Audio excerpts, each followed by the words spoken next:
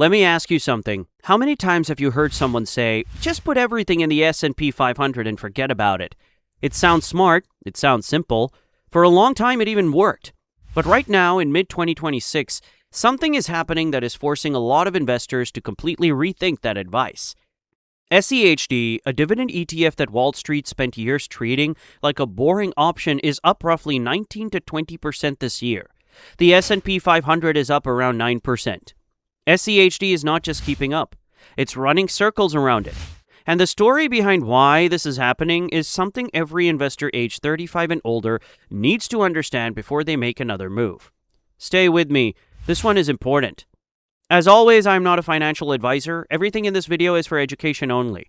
Do your own research and consult a qualified professional before investing.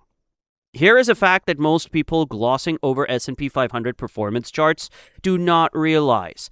When you buy an S&P 500 index fund today, nearly 40% of your money goes into just 10 companies. That is not broad diversification. That is a highly concentrated bet on a small group of tech giants that have driven almost all of the index's gains over the past decade. And here's where it gets uncomfortable. Those same tech-heavy stocks that made the S&P 500 look unstoppable from 2015 to 2023 are now the reason it is underperforming in 2026. As inflation stays stubborn, interest rate uncertainty continues, and the market deals with geopolitical pressure, including tensions that flared earlier this year. Investors have been quietly rotating out of those growth bets and into something more dependable. That something is dividend stocks, specifically the kind SCHD holds. Most people think SCHD is just a fund that pays dividends. It is much more than that. To even qualify for SCHD, a company must have paid dividends for at least 10 consecutive years without interruption. Then it gets ranked on 4 financial pillars: free cash flow to debt, return on equity, dividend yield, and 5-year dividend growth. Only the top 100 companies make the cut. These are not random dividend payers. These are businesses proven to be financially strong, shareholder-friendly, and built to last through all kinds of market conditions. And in March 2026, SCHD completed its annual reconstitution, which is the yearly process where the fund upgrades itself automatically. This year's update added United Health Group at a full 4% weight, along with Abbott Laboratories, Procter & Gamble, and Qualcomm, while trimming the heavy energy exposure from last year. The portfolio that SCHD investors hold today is sharper, more defensively positioned, and more diversified than it was 12 months ago. And you didn't have to do a single thing to make that happen. Here is where this conversation gets personal for a lot of people watching this channel. SCHD currently yields around 3.25%. The S&P 500 yields approximately 1%. Those numbers might not sound dramatic until you do the math with real money. On a $250,000 portfolio, SCHD generates roughly $8,125 per year in dividends. The S&P 500 generates around $2,500 from the same amount. That is a $5,600 annual difference. Money that can pay a car payment, cover groceries for months, or reduce how much you need to pull from your principal. But what truly separates SCHD from almost every other income investment is what has happened to that dividend over time. Since SCHD launched in 2011, its annual dividend payment has grown from $0.27 per share to over $1.06 per share today. That growth happened through recessions, rate hikes, a pandemic, and geopolitical crisis. Even in recent years, the dividend grew 12% in 2024 and continued climbing in 2025 and into 2026. That means the income SCHD generates does not stay flat. It compounds upward every year, whether the market cooperates or not.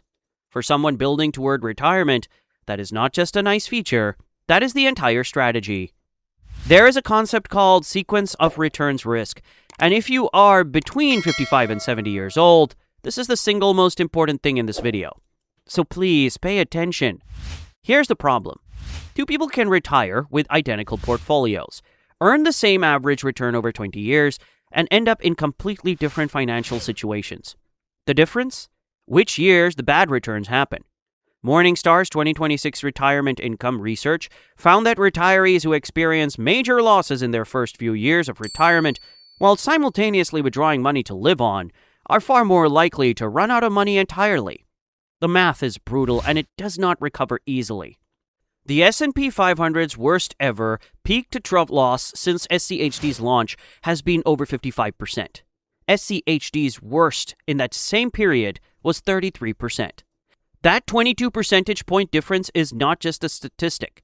For someone who retires and immediately faces a crash like 2008, having a fund that drops less means far fewer shares are sold at the bottom, which means far more wealth preserved when the market eventually recovers. This is not fear-mongering. This is retirement math. And in 2026, with the VIX spending most of the year elevated and the S&P 500 starting the year down 4% before recovering, the math is not theoretical. It's happening around us right now. So what should you actually do? Here's a straightforward way to think about it based on where you are in life. In your 30s and early 40s, your most valuable asset is time. Market dips do not hurt you. They let you accumulate more shares at lower prices. Leaning heavier on a broad S&P 500 index fund makes sense when growth is the goal and retirement is decades away.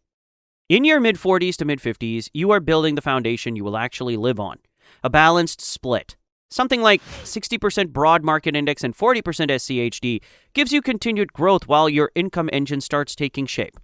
In your late 50s and into retirement, cash flow becomes your most important asset. The ability to pay bills from dividends rather than selling shares during a downturn is not optional at this stage. It is protection. Shifting the balance toward SCHD as you approach and enter retirement is one of the most practical moves a dividend investor can make. The most dangerous thing you can do, and this one is worth writing down, is go 100% into the S&P 500 at the age of 62 because a chart shows impressive 10-year returns. If year one of retirement brings a major crash and you're forced to sell shares to cover your living expenses, you may never fully recover even after the market bounces back. That is a sequence of returns, risk, and action, and it is avoidable. Over the past 10 years, with dividends reinvested, the S&P 500 has outperformed SCHD on total return. That is a fact. But SCHD has delivered roughly 3 times the dividend income along the way, held up significantly better in every major downturn, and in 2026 it is outperforming the S&P 500 by more than double. The right answer for most people is not to pick one and ignore the other. It is to own both and shift the balance as your life changes. Young and building, lean toward growth.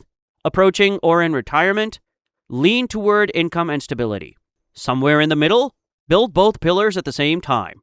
Now tell me in the comments, what is your current split? Are you all in on the S&P 500, all in on SCHD, or somewhere in between? Drop your number and I will respond personally. If this video gave you value, hit that like button and subscribe to Invest ED, where we keep investing simplified. See you in the next one.